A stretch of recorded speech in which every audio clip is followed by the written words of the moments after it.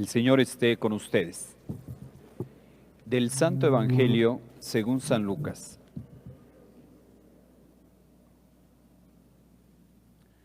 Muchos han tratado de escribir la historia de las cosas que pasaron entre nosotros, tal y como las transmitieron los que las vieron desde el principio y ya ayudaron en la predicación.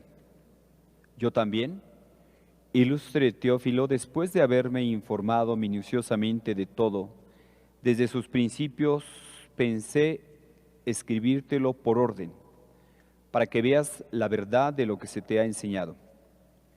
Después de que Jesús fue tentado por el demonio en el desierto, impulsado por el Espíritu, volvió a Galilea.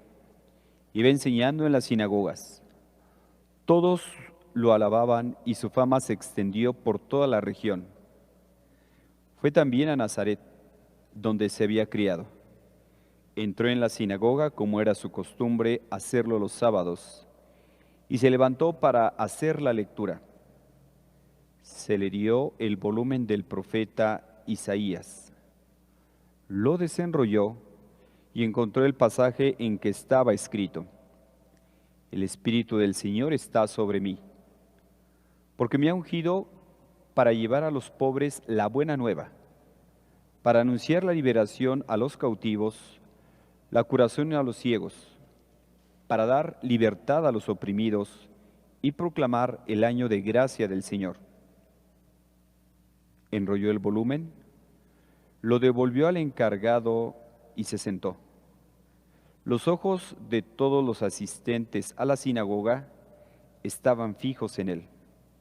Entonces comenzó a hablar diciendo: Hoy mismo se ha cumplido este pasaje de la Escritura que acaban de oír. Palabra del Señor.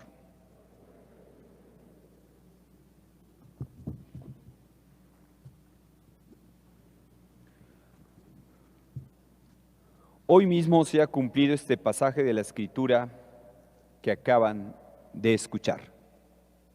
Son las palabras que dirige Jesús. Hermanos, Jesús tenía la costumbre de ir a la sinagoga. Y Jesús se levantó para hacer la lectura, como hoy, por ejemplo, gente de aquí de la comunidad pasaron a hacer las lecturas.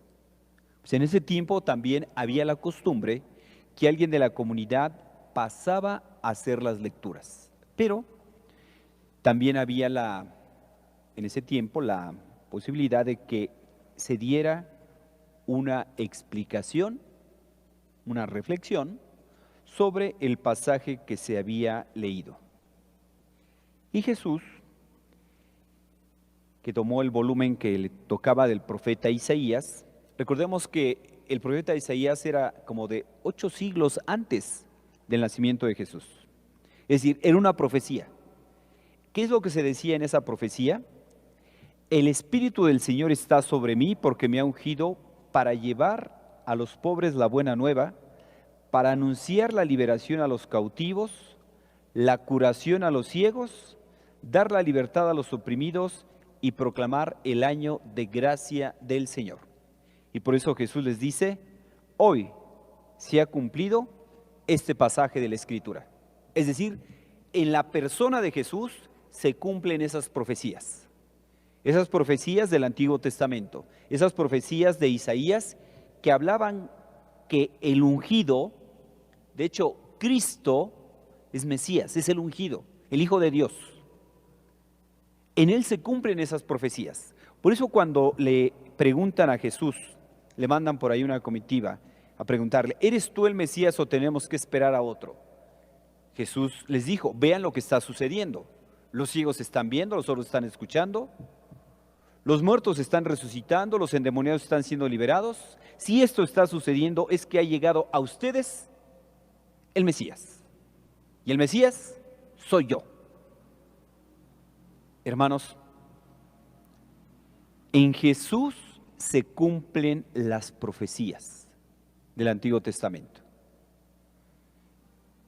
Jesús nos deja su palabra. De hecho, lo que viene en los evangelios, lo que leemos, pues es la vida de Jesús.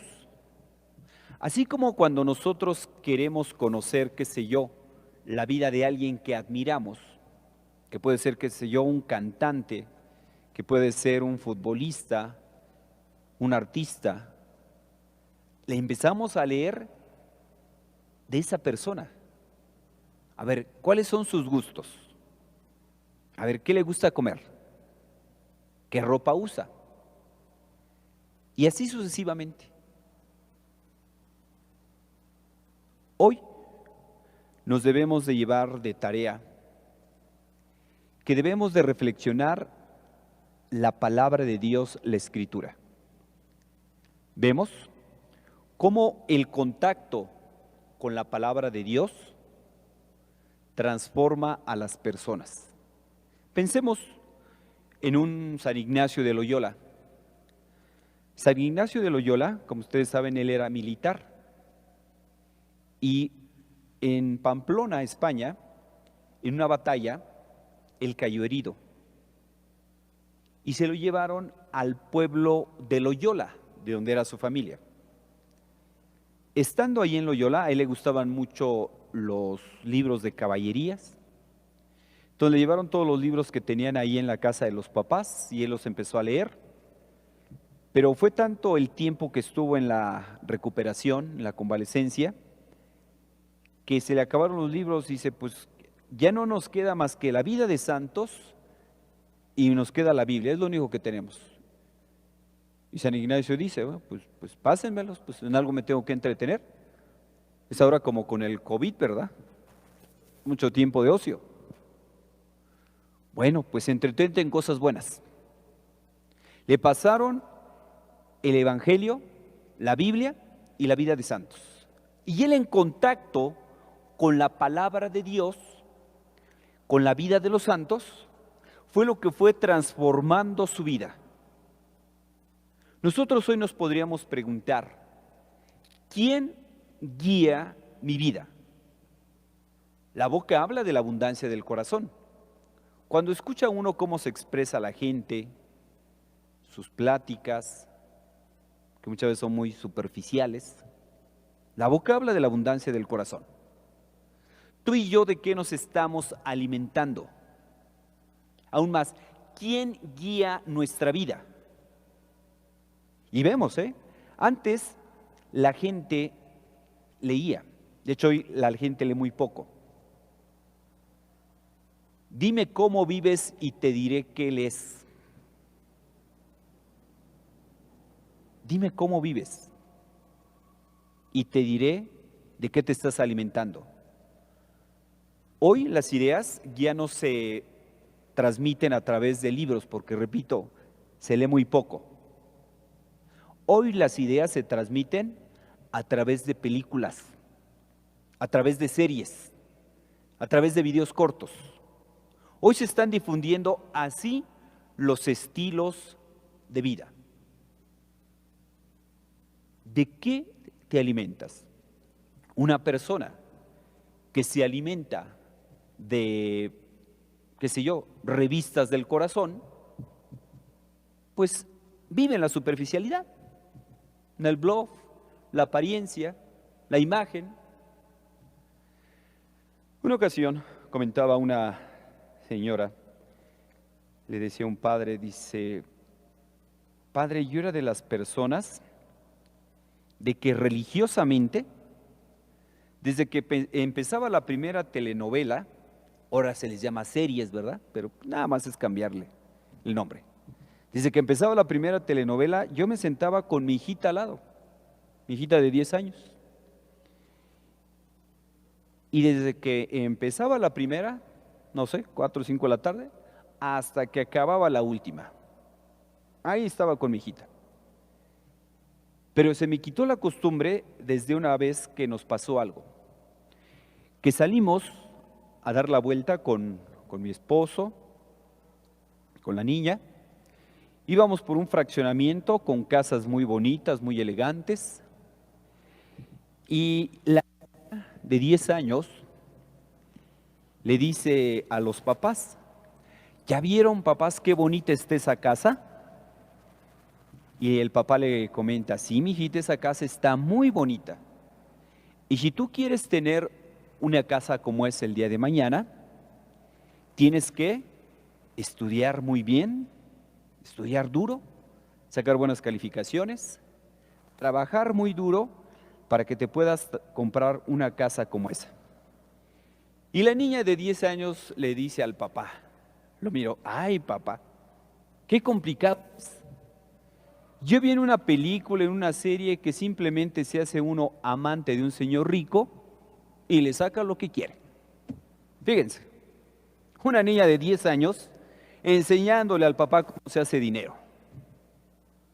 ¿De qué nos estamos alimentando, hermanos? Aquí no estoy diciendo hay que nos estamos desgarrando las vestiduras, no. Pero aquello que entra por los sentidos, eso va quedando en nuestra mente. Una persona que está viendo series de triángulos amorosos, que está viendo infidelidades, que está viendo cómo hacer dinero fácil, que está... Extrañemos los estilos de vida, no nos extrañemos. Dime cómo vives y te diré de qué te alimentas. Pues la importancia de alimentarnos de la palabra de Dios. Decíamos en el Salmo, tú tienes, Señor, palabras de vida eterna. Tú tienes, Señor, palabras de vida eterna. La palabra de Dios es palabra que nos va a alimentar. La ley del Señor es perfecta del todo y reconforta el alma. Inmutables son las palabras del Señor que hacen sabio al sabio. La palabra de Dios nos da sabiduría. Los mandamientos del Señor en ellos, rectitud y alegría para el corazón. Son los preceptos del Señor para alumbrar el camino. Los mandamientos, la palabra de Dios, son señales que vemos en la autopista, que vemos en la carretera, que nos van guiando. Si nosotros queremos ir a Querétaro, bueno, si seguimos las señales, vamos a llegar a Querétaro. Si no seguimos las señales, pues vamos a acabar en Acapulco o en otro lado. Qué importante es seguir señales para seguir a nuestro destino. Los mandamientos nos van a alumbrar el camino. El problema de nuestros días es que ante tantas opiniones que hay, ya no se sabe a quién hacerle caso. Que las vacunas, que se las ponemos, que no las ponemos, tal cantidad de confusión que ya no se sabe.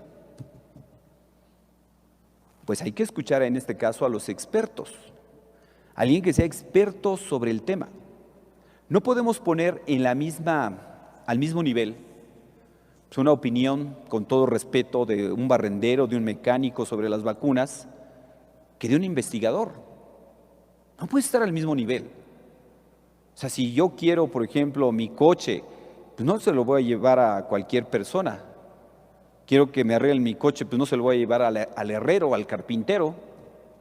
Pues lo llevo a alguien que sepa de mecánica, a la agencia, al ingeniero, alguien que sepa de motores. Lo mismo para alumbrar nuestro camino hacia la vida eterna. Ustedes vean cuántos ataques se le hacen a la iglesia. La iglesia es retrógrada, la iglesia no sabe, la iglesia no se actualiza, los mandamientos. Ok. Nada más te digo una cosa. La iglesia tiene 2000 años de experiencia. Y si alguien es experto en humanidad, es la iglesia. La iglesia no va a andar experimentando contigo. A ver qué sale. Ahora que la ideología de género, ahora que casarse personas del mismo sexo, ahora son modas. Esos son modas. Y ese es el problema de mucha gente, que por no dejarse iluminar por la luz de Cristo, andan en las tinieblas. Y el mal acaba devorándose a sí mismo. Cosas que nos transmiten, que nos pasan en series, en películas, desde Hollywood, ahí ya tienen su línea de que ir metiendo ahí las ideologías de género, la ideología de género y todo eso. Ya países que pasaron por todo esto, el aborto, la esterilización, métodos anticonceptivos y tantas cosas. Por ejemplo, esta cuestión de, según que la persona decide lo que es, fíjense que eso no es otra cosa más que una guerra civil, una guerra interna contigo mismo. Ustedes imagínense, qué tormento. O sea, la ideología de género es que según que tú decides lo que debes de ser. Ah, caray. O sea, que yo lo que pienso puedo hacer. Si yo me concentro y me quiero convertir en coche, voy a ser un coche. Si yo me concentro y quiero ser una banca, voy a ser una banca. Ah, caray, a ver, demuéstramelo. Todo es cuestión de la mente, dicen, ¿verdad? Ustedes imagínense que una persona que es hombre y que le metieron en la idea que él va a decidir que si quiere ser mujer, puede ser mujer, así como los teléfonos se ponen, ahora me pongo en modo avión, por favor, ahora me voy a poner en modo hombre, ahora me voy a poner en modo mujer y que... A ver, ustedes imagínense una persona que es hombre, que le sale barba, que le sale bigote, y todos los días se tiene que rasurar, pero él en su imaginación piensa que es mujer. Imagínense qué tormento diario estar viéndose al espejo y estar luchando contra él mismo. Eso es la ideología de género, es otra cosa. Es echarte a pelear contigo mismo. Es decirle a Dios, te equivocaste. Tú me hiciste hombre, pero yo decidí ser mujer. ¿Así? ¿Y cómo le vas a hacer para cambiar desde el punto de vista biológico? O somos XX o XY, lo demás es ideología. ¿Cómo le vas a hacer para cambiar toda tu genética que está en tu pelo, en tus huesos, en la piel, en tus órganos, está en todo tu ser? ¿Cómo le vas a hacer para cambiarlo? Físicamente, psicológicamente. Una mujer no piensa igual que el hombre. Socialmente, una mujer actúa diferente ante un hombre. En la sociedad, igual un hombre actúa diferente que una mujer. Y eso viene en la naturaleza. El obrar sigue el ser. Cada ser actúa de acuerdo a su naturaleza. ¿Y cómo lo vas a hacer para cambiar también espiritualmente? Y ahorita, sin contarlos, yo les podría asegurar que hay más mujeres ahorita que hombres. Espiritualmente la mujer es más sensible a las cosas de Dios. Pero quien nos va a dar esta luz en el camino es la palabra de Dios. Dios creó hombre y mujer. Dios no creó intermedios, como muchas veces hace pensar la sociedad. Y curiosamente, esos países, esas sociedades, esas culturas que le apostaron, lo que ya decía San Juan Pablo II, a la cultura de la muerte, ya están los resultados, ya se saben. ¿Qué se saben los resultados? ¿Cuáles son los resultados de la cultura de la muerte? El proceso es el siguiente. Viene, en primer lugar, anticonceptivos. Fallan los anticonceptivos, viene la esterilización. Falla la esterilización, viene el aborto. Como consecuencia de esa cultura de la muerte, la sociedad se va llenando de ancianos. Y por eso es un dato curioso, entre más va bajando la natalidad, ¿qué es lo que aumenta? Los perritos y los gatitos. Antes se vacía hasta los mismos, la gente dice, es mi hijito. ¿Cómo va a ser tu hijo un perro, por favor? O sea, tantito sentido común.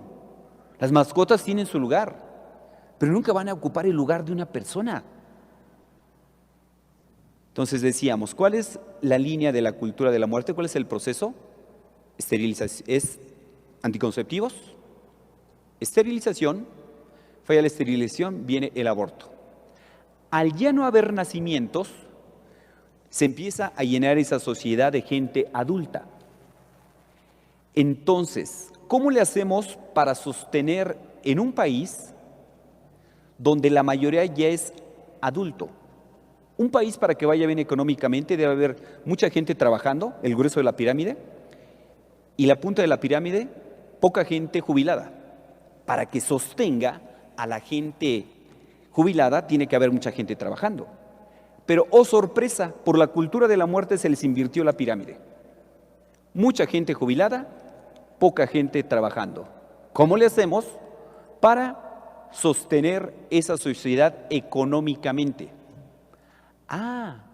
Pues vamos a meterles ahora la idea de la voluntad anticipada, de una muerte dulce, la eutanasia. ¿Ya nos damos cuenta? ¿Cómo el mal acaba devorándose a sí misma? El mal acaba devorándose a sí mismo. Ahorita la gran novedad en esos países que le apostaron a la cultura de la muerte es que al tocar fondo ya se dieron cuenta que por ahí no es el camino y ahora la gran novedad es la familia. ¿Pero cuál familia? Hombre y mujer. Y por favor tengan hijos. No los maten. Yo, papá, he estado, ya si tienes un segundo hijo eres considerada familia numerosa. Y te doy apoyos, pero no mates a los niños. Hay países que para frenar el aborto, por ejemplo Alemania, lo que están haciendo antes de que aborten, les dan todo un curso. Tienes que tomar este curso para poder abortar. Y en dado caso que decida abortar, una vez que abortan, les dan al niño, porque es un niño, no son músculos, les dan un niño, se los dan en una cajita y le dicen, ahora dale sepultura. No, es que yo no quiero, sí, es tu hijo. Simplemente nació muerto. Bueno, lo matamos. Entonces, ahora por ley vas a tener que darle sepultura. Y esto ha creado conciencia en la gente de que se ha matado una persona, te lo dan en pedacitos. Eso es el aborto. Entonces, esto ha concientizado en esos países a la gente de darse cuenta de la atrocidad de lo que es el aborto. Y eso ha ido frenando para que la gente ya no aborte, porque ya hay pueblos que se están quedando pueblos fantasmas. Platicando con unos sacerdotes españoles, hace unos meses, estuvieron por aquí en México, me decían ellos, estaban ahí cerca de Madrid, padre, les compartimos nuestra experiencia. Yo en los últimos años que estoy ahí, decían, yo al año tengo más o menos 10 bautizos y más de 100 funerales. Los pueblos están quedando los pueblos fantasmas, obvio. Y luego encima de eso, el coronavirus, pues ya sabemos que se desaparecen comunidades, quedan pueblos fantasmas. Así que ánimo, que la palabra de Dios ilumine nuestra vida. Si alguien es experta en humanidad, es la Iglesia. Tiene más de 2000 años y te va a presentar un camino que te va a llevar a tu felicidad plena, ya en esta vida y en plenitud en la otra. Así que no tengas miedo de dejarte de llevar por la palabra de Dios. Aquellas culturas, aquellas personas que se han dejado llevar por modas, a corta edad, ya muchas veces la gente viene de regreso. Antes de empezar a vivir, ya están todos amargados, frustrados, tristes y desgraciadamente gente que ha buscado la felicidad en el desorden, eso los deja vacíos, incluso en la pérdida de sentido de la vida y como consecuencia en el suicidio. Eso es de la guerra civil que les decía, interna. ¿Cómo cuando vamos en contra de nuestra naturaleza, en contra del proyecto de Dios, eso acaba por dejarnos sin sentido por la vida? Acaba uno frustrado. Así que sigamos la palabra de Dios. La palabra nos da vida y nos va a guiar por el camino, seguro decíamos, a la felicidad ya en esta vida. Jesucristo, que es perfecto Dios y perfecto hombre, es el que nos va a mostrar el camino y va a dar sentido al dolor, al sufrimiento y a la misma muerte. Así que ánimo, que la palabra de Dios sea el centro de nuestra vida. No tengas miedo de seguir las enseñanzas de la Iglesia.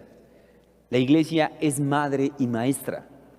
La iglesia como maestra te enseña y la iglesia como madre te corrige. Así como una mamá cuando ve que un hijo por ahí anda en malos pasos, te corrige. Eso es la iglesia, una mamá que quiere lo mejor para ti. Y lo que hace la iglesia no es otra cosa más que transmitirte la palabra de Dios. Pues que el Señor nos conceda que la palabra de Dios sea guía en nuestro camino. Que así sea.